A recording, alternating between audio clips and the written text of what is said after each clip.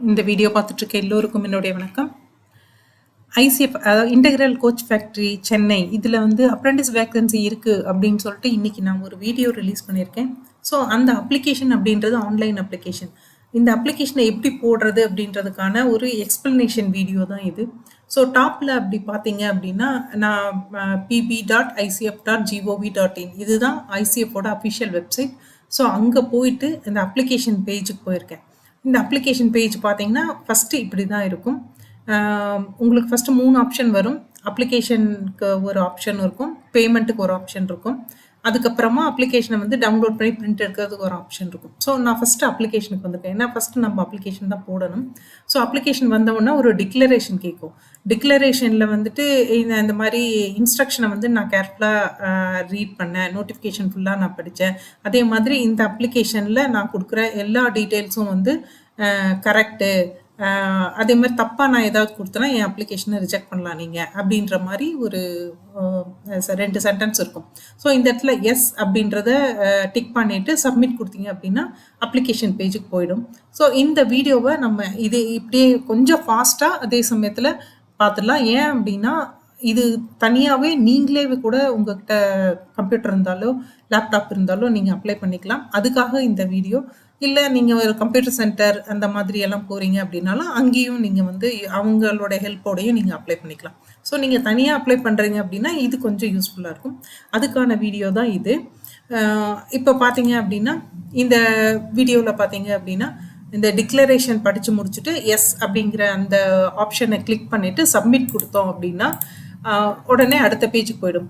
அதில் வந்து அப்ளிகேஷனுக்கு ஃபில் பண்ணுறதுக்கு ஒரு option, payment gateway, print acknowledgement. So இந்த 3 ஆப்ஷன் இருக்குது. ஸோ ஃபஸ்ட்டு நம்ம வந்து அப்ளிகேஷன் தான் ஃபில் பண்ணணும். அப்ளிகேஷன் ஃபில் பண்ண அப்புறம் தான் பேமெண்ட் கேட்வே, அது ஆன்லைன் பேமெண்ட்டு தான். ஸோ ஃபஸ்ட்டு அப்ளிகேஷன் ஃபில் பண்ண போயிடுவோம். இதில் 2 ஆப்ஷன் இருக்கும். ஐடிஐ கேண்டிடேட்க்கு தனியாக ஒரு ஆப்ஷனும், ஃப்ரெஷர் அதாவது 10th 12th படித்தவங்களுக்கு தனியாக ஒரு ஆப்ஷனும் இருக்கும். ஸோ நான் வந்து ஃப்ரெஷர் அப்படின்னு செலக்ட் பண்ணேன். நீங்கள் ஐடிஐ பண்ணியிருந்தீங்க அப்படின்னா ஐடிஐ செலக்ட் பண்ணிக்கலாம். இந்த இடத்துல பாஸ்போர்ட் சைஸ் ஃபோட்டோகிராஃப் வந்து சூஸ் ஃபோட்டோ அப்படின்னு இருக்கும். அதை வந்து நீங்கள் எங்கே ஸ்டோர் பண்ணி வச்சுருக்கீங்களோ அந்த இடத்துல போய் அந்த ஃபோட்டோவை செலக்ட் பண்ணிவிட்டு அப்லோட் ஃபோட்டோ அப்படின்னு போட்டிங்கன்னா அப்லோட் ஆகிக்கும். ஸோ நேம் அப்படிங்கிற இடத்துல உங்களோட மெட்ரிகுலேஷன் சர்டிஃபிகேட்டில் என்ன நேம் இருக்கோ ஆஸ் இட் இஸ் அப்படியே வந்து இதில் ஸ்பெல்லிங் மிஸ்டேக் இல்லாமல் டைப் பண்ணுங்கள். ஃபாதர் நேம் அப்படின்றதுல மெட்ரிகுலேஷனில் உங்கள் ஃபாதர் நேம், மெட்ரிகுலேஷன் சர்டிஃபிகேட்ஸில் உங்கள் ஃபாதர் நேம் எப்படி இருக்கோ அதே மாதிரி டைப் பண்ணுங்கள். இதில் நான் கொடுக்குற இன்ஃபர்மேஷன் எல்லாமே ஃபேக் தான். இது எதுவுமே வந்து ரியல் கிடையாது. ஸோ ஒரு உங்களுக்கு எக்ஸ்ப்ளனேஷன் கொடுக்கறதுக்காக நான் இதை பண்ணியிருக்கேன். ஸோ நேஷ்னாலிட்டியில் இந்தியன் செலக்ட் பண்ணுங்கள். தமிழ்நாடு ரெசிடெண்ட்டாக இருந்தால் எஸ்ன்னு செலக்ட் பண்ணுங்கள். இல்லைனா நீங்கள் வேறு ஸ்டேட்டை சேர்ந்தவங்களா இருந்தால் நோன் செலக்ட் பண்ணுங்கள். அதே மாதிரி ஃபாதர் இல்லை மதர் யாராவது ரயில்வேல ஒர்க் பண்ணுறாங்களா அப்படின்னு கேட்டால் இதில் நான் நோன் செலக்ட் பண்ணியிருக்கேன். இன்கேஸ் உங்களுக்கு எஸ்ன்னா அந்த டீட்டெயில்ஸ் கொடுங்க. அடுத்தது தமிழ்நாட்டில் எம்ப்ளாய்மெண்ட் எக்ஸ்சேஞ்சில் ரெஜிஸ்டர் பண்ணியிருக்கீங்களா அப்படின்னு கேட்டாங்க. ஸோ இந்த இடத்துல நான் நோன் கொடுத்துருக்கேன். எஸ்ன்னா கொடுத்துட்டு அதுக்கான டீட்டெயில்ஸ் கொடுத்துங்க. கம்யூனிட்டியை பொறுத்த வரைக்கும் அன்ரிசர்வ்டு அப்படின்னு கொடுத்துருக்கேன். ஃபிசிக்கலி சேலஞ்சை பொறுத்த வரைக்கும் நோன் கொடுத்துருக்கேன். டேட் ஆஃப் பர்த் வந்து டேட்டு, மந்த்து, இயரு. ஸோ அந்த மாதிரி நீங்கள் வந்து போடணும். போட்டால் அதுவாகவே ஏஜ் கால்குலேட் பண்ணிக்கும். ஆதார் நம்பர் அப்படின்ற இடத்துல உங்களோட ஆக்சுவல் ஆதார் நம்பரை கொடுங்க. இதில் கொடுத்துருக்கிறது ஒரு ஃபேக் நம்பர் தான் நான் கொடுத்துருக்கேன். அதுக்கப்புறமா அடுத்த காலம் பார்த்தீங்கன்னா ஜெண்டர். நீங்கள் வந்து மேலா ஃபீமேலா அப்படின்றத செலக்ட் பண்ணணும். ஸோ அந்த இடத்துல உங்களுக்கு என்ன ஜெண்டர் நீங்களோ அதை வந்து செலக்ட் பண்ணிக்கோங்க. அடுத்தது உங்களுக்கான பேன் கார்டு டீட்டெயில்ஸ் கண்டிப்பாக இருக்கணும். ஸோ பேன் கார்டு நம்பர் வந்து கொடுங்க. நீங்கள் அந்த இடத்துல உங்களோட பேன் கார்டு எதுவோ அது கொடுங்க. ஐடி மார்க் 1 and 2ல உங்களுக்கு விசிபிளாக தெரிகிற மாதிரி ஏதாவது வெட்டுக்காயமோ இல்லை வந்து ஒரு மச்சமோ இல்லை வேறு ஏதாவது உங்களை ஐடென்டிஃபை பண்ணுற மாதிரி ஏதாவது இருந்தால் அதை வந்து நீங்கள் இந்த இடத்துல டைப் பண்ணணும். ஸோ நான் வந்து ஒரு மச்சம் இருக்கிற மாதிரி இதில் வந்து போட்டிருக்கேன்.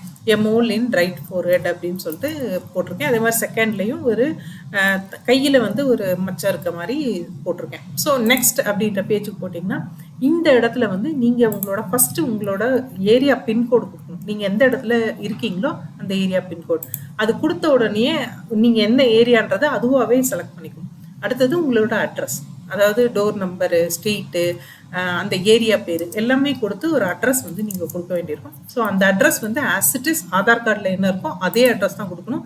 மாற்றி கொடுத்துடாதீங்க, அக்செப்ட் பண்ணாது. அப்போ வந்து தப்பு அப்படின்னு சொல்லிட்டு அப்ளிகேஷன் ரிஜெக்ட் ஆகிடும். ஸோ உங்கள் ஆதார் கார்டுக்கும் இதுக்கும் எந்த டிஃப்ரென்ஸும் இருக்கக்கூடாது, பார்த்துக்கோங்க. மொபைல் நம்பர், ஆக்டிவ் மொபைல் நம்பரை வந்து நீங்கள் கொடுங்க. எது உங்கள் கையில் இருக்குமோ அந்த ஆக்டிவ் மொபைல் நம்பரை கொடுங்க. குடுத்துட்டு இமெயில் ஐடியில உங்களோட பிரசன்ட் இமெயில் ஐடி நீங்க எப்பயுமே பார்க்குற மாதிரியான இமெயில் ஐடிய நீங்க குடுங்க. ஸோ இதுல எல்லாமே நான் உங்களுடைய இந்த வீடியோ மேக்கிங்காக நான் வந்து ஃபேக்கா ஒரு சில எல்லா விஷயங்களும் ஃபேக்கா தான் குடுத்துருக்கேன். ஏன்னா இத நான் சப்மிட் பண்ணவும் போறதில்ல, ரெஜிஸ்டர் பண்ணவும் போறதில்ல. ஸோ அதனால இதெல்லாம் குடுத்துட்டு நெக்ஸ்ட் பேஜ்க்கு போயிடுங்க. நெக்ஸ்ட் பேஜுக்கு போனீங்க அப்படின்னா, இப்போ வந்து உங்களுக்கு வந்து பெஞ்ச்மார்க் டிசபிலிட்டிஸ் இருக்கா? பிடபிள்யூபிடி நான் ஆக்சுவலா முதல்லயே நோன் குடுத்துட்டேன். ஸோ அதனால இந்த பேஜ் எனக்கு தேவையில்ல. ஸோ உங்களுக்கு ஒருவேளை நீங்க பிடபிள்யூபிடி கேண்டிடேட்டா இருந்தா அந்த டீடைல்ஸ் இங்க இது பண்ணும். இப்போ குவாலிஃபிகேஷன் டீடைல்ஸ் வந்துருச்சு. குவாலிஃபிகேஷன் டீடைல்ஸ்ல நீங்க 10th பாஸ் பண்ணியிருக்கீங்க, இல்ல 12th பாஸ் பண்ணியிருக்கீங்க அப்படின்னா, அதுக்கான டீடைல்ஸ் நீங்க இங்க வந்து குடுக்க வேண்டியிருக்கும். ஸோ இயர் ஆஃப் பாசிங் கொடுங்க. சர்டிஃபிகேட் நம்பர் வந்து இதில் நான் கொடுக்கல, ஆனால் உங்களுக்கிட்ட இருக்கும் கொடுங்க. இது வந்து டோட்டல் மார்க், அவுட் ஆஃப் எவ்வளோ மார்க் எடுத்திருக்கேன், பர்சன்டேஜ், இது எல்லாமே வந்து அது காமிக்கும். அதே மாதிரி எம்எல்டியில் வந்து நீங்கள் ஒருவேளை அந்த பெத்தாலஜி ரேடியாலஜின்னு 2 ஆப்ஷன் இருக்குது. ஸோ அதுக்கு நீங்கள் அப்ளை பண்ணுறீங்கன்னா எஸ்ன்னு கொடுக்கலாம், அதுக்கு நீங்கள் அப்ளை பண்ணலாம் நோன்னு கொடுங்க. இதில் நான் நோ அப்படின்னு கொடுத்தேன்னு வச்சுக்கோங்க, இதில் வந்து அப்போ வந்து அந்த ஃபிட்டர் மெஷினிஸ்ட் இந்த ஆப்ஷன் வந்துடும். ஏன்னா அப்ளை ஃபார் எம்எல்டிக்கு நான் நோன் கொடுத்துட்டேன்.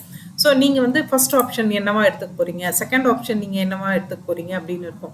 நான் ஃபர்ஸ்ட் ஆப்ஷன் ஃபிட்டர்னு போட்டிருக்கேன், செகண்ட் ஆப்ஷன் மெஷினிஸ்ட். ஸோ உங்களுக்கு என்ன ஆர்டரில் ஃபஸ்ட்டு நீங்கள் வந்து ஃபிட்டருக்கு ரொம்ப இன்ட்ரெஸ்டடாக இருந்தால் ஃபிட்டர்னு கொடுக்கலாம், இல்லை ஃபஸ்ட்டு வெல்டருக்கு இன்ட்ரெஸ்டாக இருந்தால் வெல்டர் கொடுக்கலாம். உங்களோட ஆப்ஷன் தான். மொத்தம் 6 ஆப்ஷன் கொடுத்துருப்பாங்க, அந்த 6 ஆப்ஷனும் நீங்கள் செலக்ட் பண்ணுங்கள். எம்எல்டியில் எஸ்ன்னு செலக்ட் பண்ணிங்கன்னா இந்த ஆப்ஷன் வராது. எம்எல்டியில் பெத்தாலஜி ரேடியாலஜி 2 ட்ரைனிங் வரும். ஸோ இதில் அதுக்கப்புறமா நெக்ஸ்ட் போயிட்டு ஃபைனல் சப்மிஷன் கொடுத்து நீங்கள் வந்து பேமெண்ட் வந்து கட்ட வேண்டியிருக்கும்.